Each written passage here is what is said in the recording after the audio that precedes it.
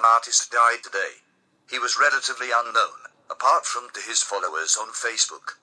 Since his death, his name has become renowned. He is now recognized as the most influential artist of his generation. This is his story.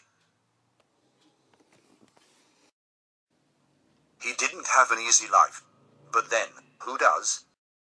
As a child he believed himself to be in a coma, and monitored round the clock by a group of faceless scientists. He tailored every action so as not to alert the scientists to the fact that he knew that they were watching. Chris was always drawing when he was a little boy. When asked what he wanted to be when he grew up, the answer was always the same. An artist. He would come up with so many imaginative ideas that it was a shame when he suddenly stopped. As he moved into adulthood, his troubles hit breaking point. He suffered one psychotic episode when he was 18, and another at 19. The latter resulted in him deciding that he needed to die in order to end the doubt.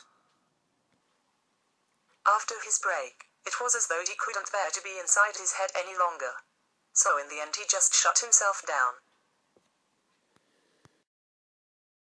With the help of medication and therapy, he slowly began to reconnect with the world. Then, shortly after meeting his wife-to-be, he began to start drawing and painting again. It was as though he was a blank canvas that the world around him began to color. It was so nice seeing him engaging with life, frustrating at times though. You see, he stopped being so submissive, and started talking back.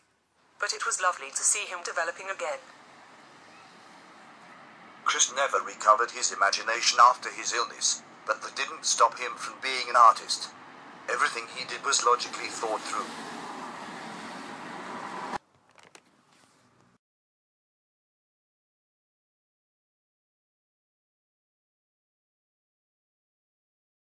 You could say that he was more aware of his thoughts as a result of what he had been through.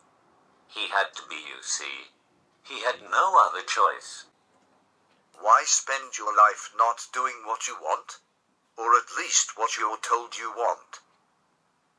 Could the knowledge that others are suffering whilst you're living a wasteful life fuck with your head?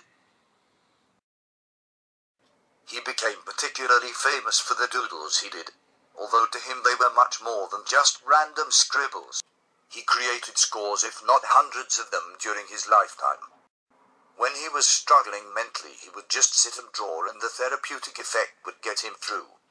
Each doodle is unique, and a representation of the attempt to survive a few hours longer.